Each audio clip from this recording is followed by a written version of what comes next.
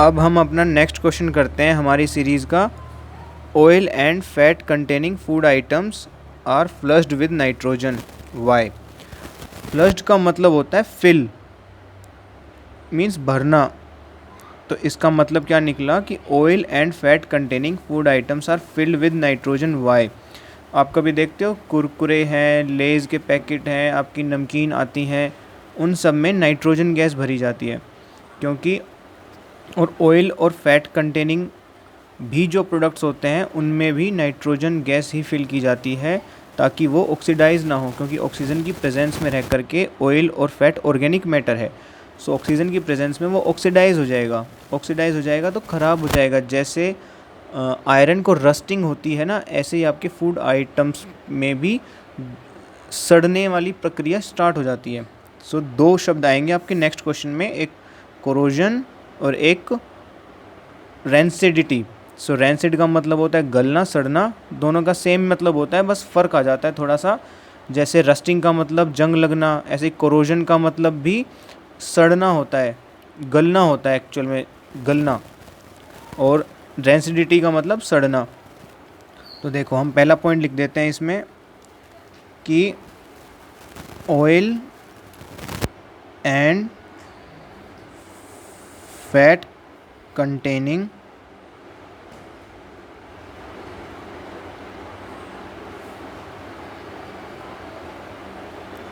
food items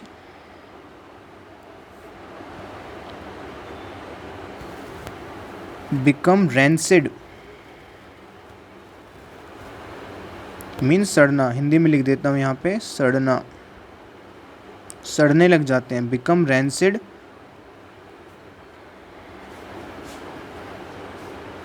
in presence of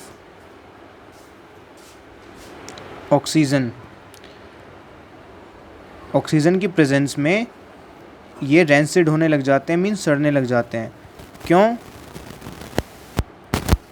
as food items get oxidised. तब तक तो आप समझ ही गए हो कि ऑक्सीजन जहाँ होगी वहाँ ऑक्सीडेशन हो जाएगा। As food items get oxidised in presence of oxygen.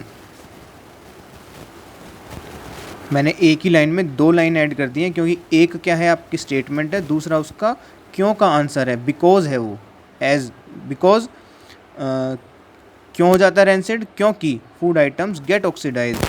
तो एक तो आपको ऑक्सीडाइज पे ध्यान रखना और एक रैंसिड पे ध्यान रखना है। सेकंड, सो फिर नाइट्रोजन कैसे प्रिजर्व रखेगा इसको?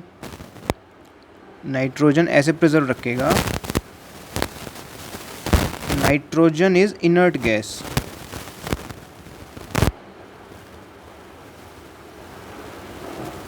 It is non-reactive with oil and fat. It is non-reactive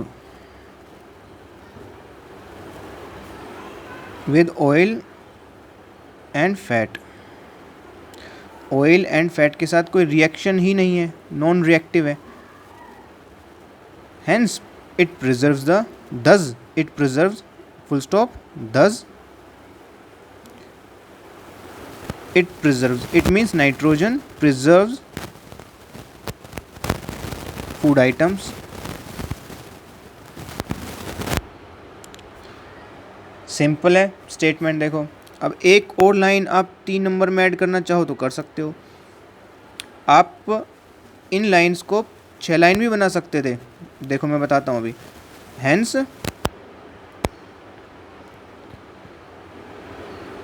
oil and fat containing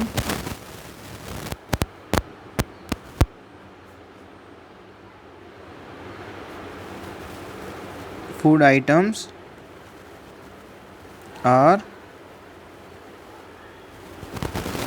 flushed with nitrogen।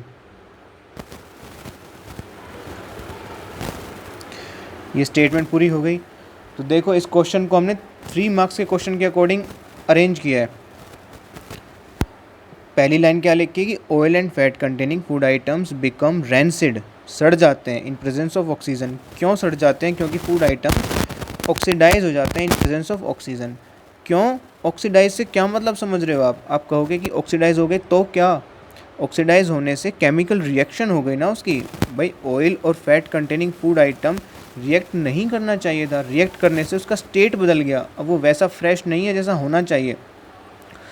Oxygen की प्रेजेंस में वो ऑक्सीडाइज हो जाएगा, क्योंकि भाई ऑक्सीजन तो रिएक्टिव है, ऑक्सीजन तो रिएक्ट करेगी, क्योंकि ऑक्सीजन के एटम्स जो हैं उनको इलेक्ट्रॉन्स चाहिए हैं स्टेबल होने के लिए, इसलिए वो रिएक्ट कर जाएंगे, इसलिए ऑक्सीडाइज हो जाएगा फूड मटेरियल। ऑक्सीडाइज हो जाएगा तो वो आपका फ्रेश नहीं रहेगा, मेंटेन नहीं रहेगा। तो आप करोगे क्या फिर ऐसे रैंसिड सड़े हुए oil and fat containing food items का, वो वेस्ट हो गया ना, बनाया हुआ हमारा प्रोडक्ट, हमारा मटेरियल वेस्ट हो गया। इसलिए वेस्ट ना हो इसीलिए नाइट्रोजन में रखना पड़ता है उसको, क्योंकि नाइट्रोजन गैस इनर्ट है, नॉन रिएक्टिव है और इजीली अवेलेबल है।